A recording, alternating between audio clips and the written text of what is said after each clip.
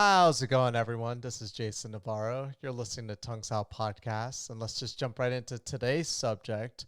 We're gonna keep this one actually a little relatively short. I was watching, so this is kind of election related, but not really per se. Um, so today and every single day since November 3rd, the presidents have, or excuse me, the presidents, the president and the president elect, um, have come on stage to give their own perspective on the delay on voter counts in certain states. And to all those first, let's just nip this in the butt. Every state is in charge of how they want to handle their voter registration, their voting requirements, everything of that nature. As long as it fits into the constitutional way of handling things, then they're given complete freedom over how they want to run their election process.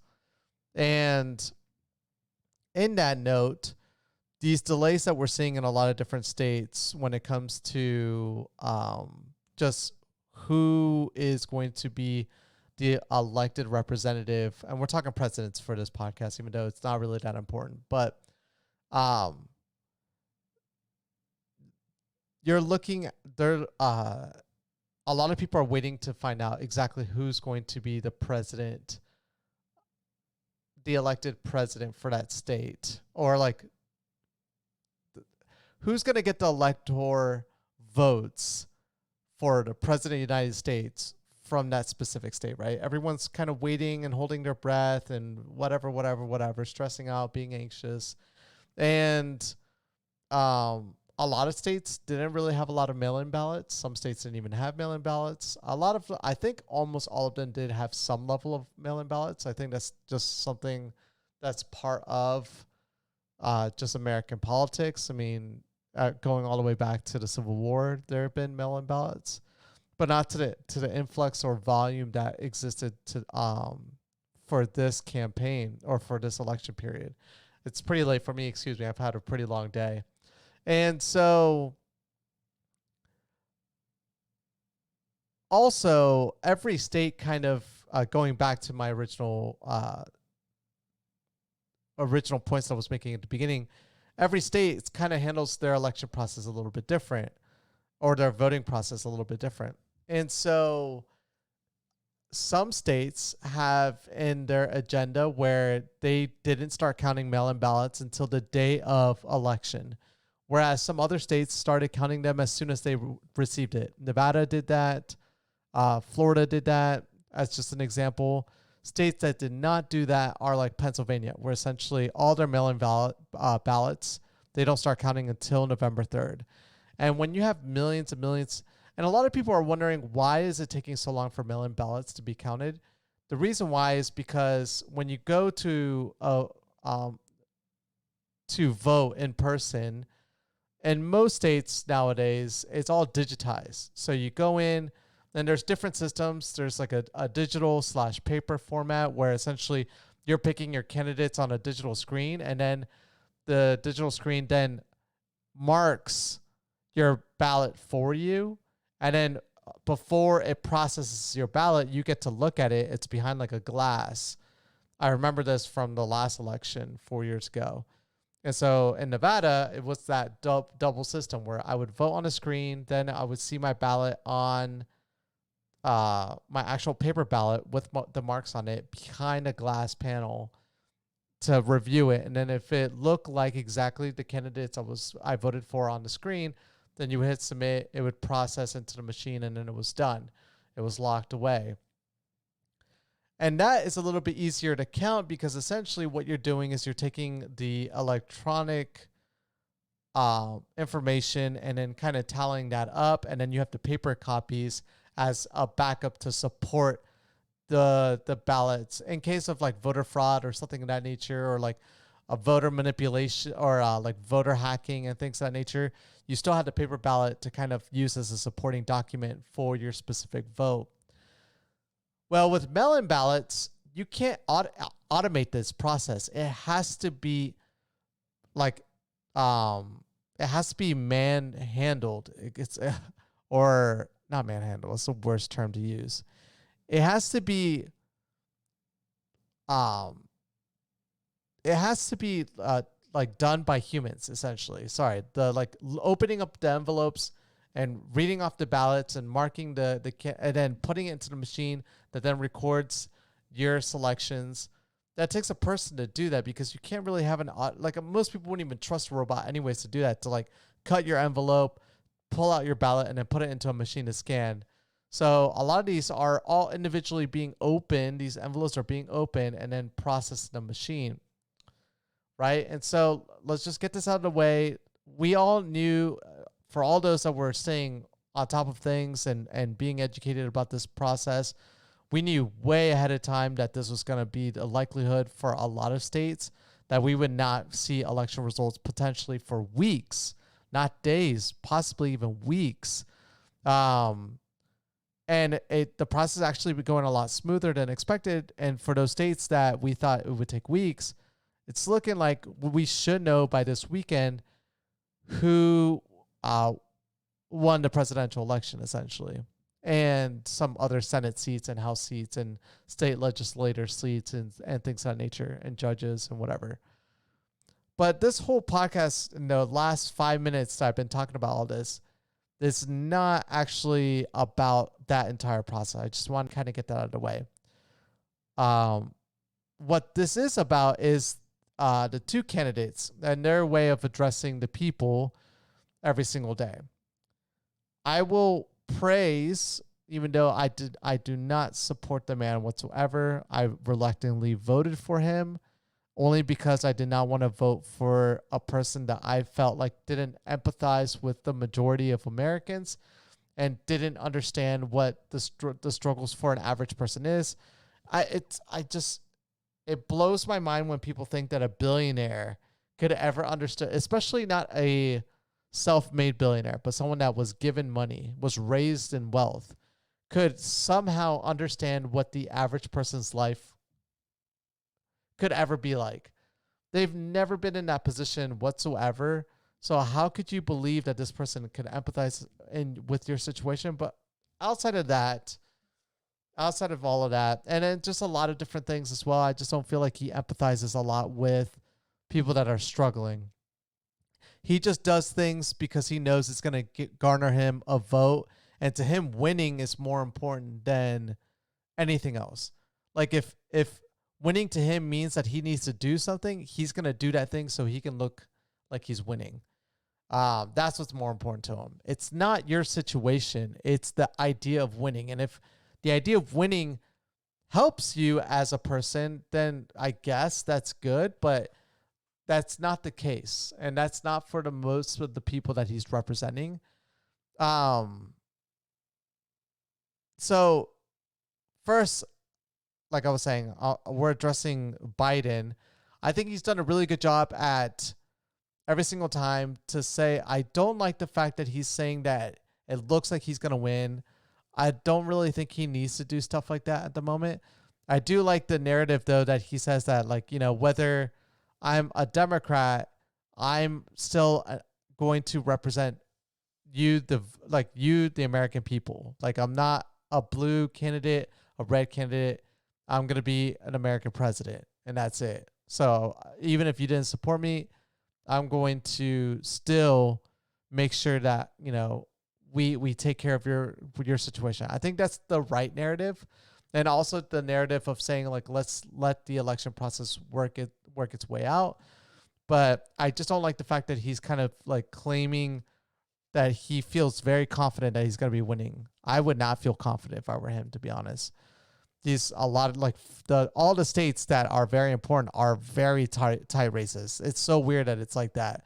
But Nevada, Pennsylvania, Arizona, Michigan, Georgia, those 5 states are, like, we're talking about like less than 20,000 votes to swing one candidate from one side or the other.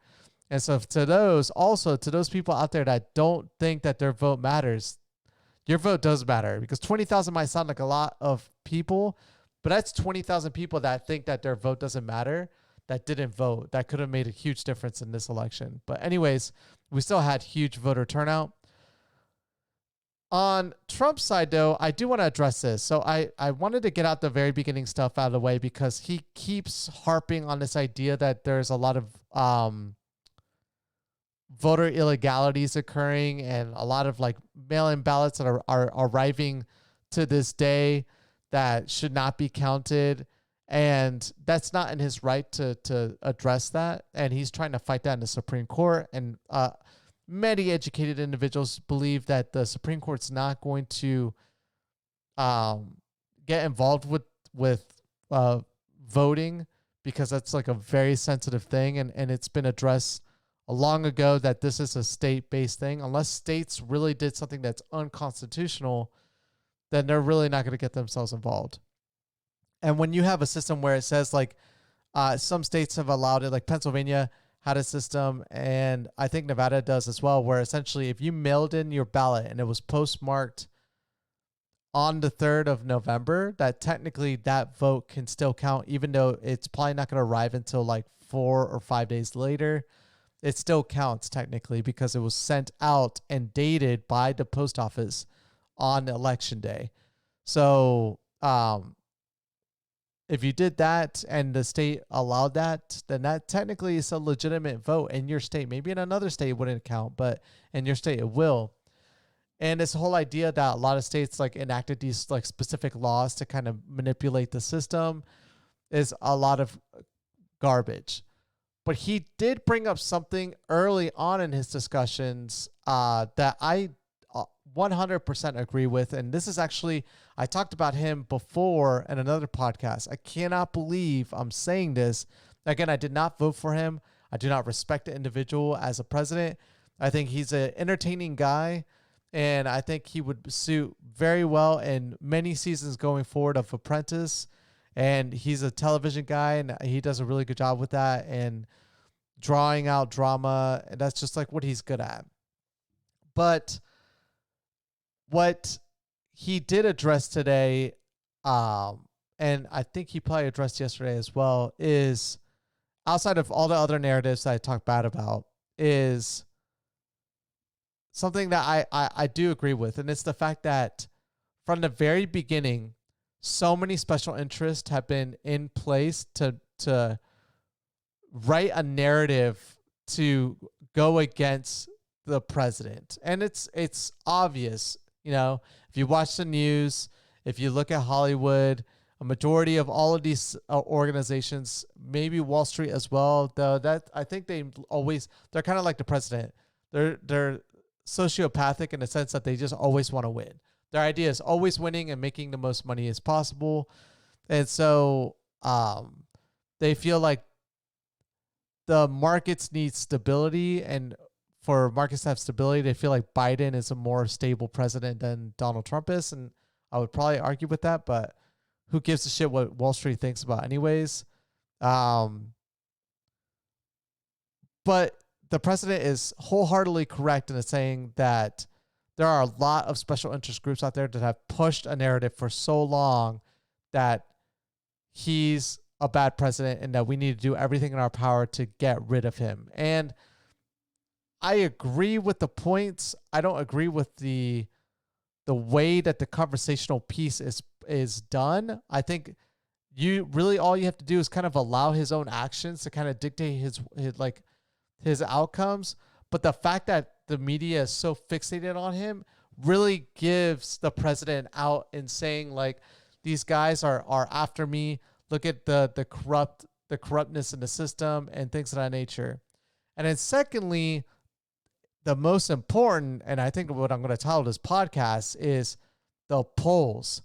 How the F did these pollsters get this so wrong?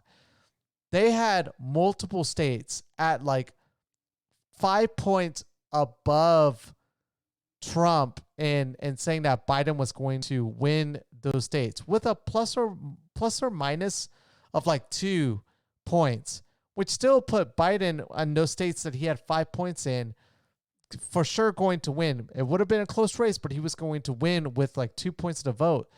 That's not what's going on here. Like most of these races are very, very close, like super close. And if you look at the popular vote, Biden does have 3 million more supporters than Trump, but Trump has a lot of people. He broke his previous record. So he brought on another, I think it was 4 million individuals to his side. The Democrats also had a big turnout as well. So this could be like younger people that finally became of age that voted for either side. This could be independents that didn't vote. This could be a lot of different people that either didn't vote, weren't able to vote, whatever it was. And so I think that's where these numbers are coming from. I don't think like 4 million Democrats went to the Republicans. No, that didn't happen. It was more like certain class of individuals just sided with him. And same thing with the Democrats as well. They had a huge influx. And if both sides are having the biggest numbers ever, that just means in general, more people voted. But I agree with the president in the sense that the polls were stacked against him as well. And if you're a donor wanting to donate to the presidential election, if you see that the polls say that Biden is supposed to be winning in like a sweep, like easily win this election, why would you donate money to Trump for the average person? Like if you think you're donating into a sinking hole, why would you do that? And so I agree with the president in the sense that that was some level of not voter suppression, but information suppression, where essentially it was like, and not information suppression, it's like more like information manipulation, I guess, where essentially they make a candidate look so good. And that's really the only reason. There's 2 reasons why Biden would ever win this presidency. One, it's because Donald Trump shot himself in the foot and he didn't do enough for the average Americans during this pandemic. He didn't fight for more stimulus packaging. He didn't do a good job at handling the pandemic. He started off the pandemic doing really well. He was holding his daily briefings and everything of that nature. But that moment when he was talking about like bleach and lights, infrared lights in the veins, and for like that point forward, he like got really upset about how the media was like narrating what he said and just ended the coronavirus task force like daily meetings and started going after like the doctors and the scientists. And that really made a lack of confidence in our president. But if he would have stayed on top and kept doing what he was doing before, he would have easily won this election, because everyone thinks that he does a better job at managing the economy. Like survey wise, I don't think he personally does, but that's just a topic for another day. But for pandemic, which or for COVID-19, which definitely a lot of people care about, a lot of people would say that he didn't do as good of a job as if another person were in office that would take this a little bit more serious. So, yeah, I think Trump shot himself in the foot. And then secondly, there's just this blasted narrative of like, we need to get the president out, and Joe Biden is the right person to do that. And so from polls to media to everything, it just like the cards were stacked against him and stacked against Trump, and just kind of then in talking about whether he would be a good second term president or not. I personally don't think he would be. I have my reasons for it, and I would love to sit down and debate with anyone about those things. But at the end of the day, even if he was a okay president, that guy, I mean, if the same narrative was going on, it still would have been really difficult for him to win an election with that kind of narration going. It would have been difficult for any person, even if they were favorable to win, to have that kind of narration going on in the background really is not conducive to helping you win. And to see that even with all of that, how many people voted for him still, that's crazy. I mean, this country is literally divided. The voters that voted, it's like almost 50-50. Where it's like 50% voted for Biden and 50% voted for Trump. But I don't think a lot of people are Republican and Democrat. It's just that you have like a lot of people that are independents that chose a side, because when you look, like, for instance, Florida passed a minimum wage increase of $15 an hour, which is not conservative in any way, but they did vote for a conservative president. So you're seeing like there's some level of confusion between like local municipality laws and or like state laws and the federal government, how it handles itself. So I don't know. It'll be very interesting. We're supposed to know in the next day or two who's possibly going to win the election, and then it's going to take weeks of litigation. The president's already like suing a million different states, and so it's going to be a ton of litigation. Hopefully by the end of December, we'll know for a fact who's going to be president. But yeah, I'm not holding my breath. I just wanted to talk about this. I know it took me a long time to kind of get to that point, but it really is insane when you think about it, just how successful Trump was in garnering votes to himself with such a level of negative publicity towards him. And he doesn't help his own situation either. So it's like him shooting himself in the foot, the media, Hollywood, and the polls all stacked against him, right? Himself and everyone else. And yet he still garnered that many votes. I mean, it doesn't make any sense. People don't make sense to me sometimes, but you know, people are in their right to make those kind of decisions, and that's why we live in a democracy. But like I said, it'll be very interesting to see where this goes. But either way, thank you guys so much for listening to today's podcast, and I'll catch you guys all mañana. Peace.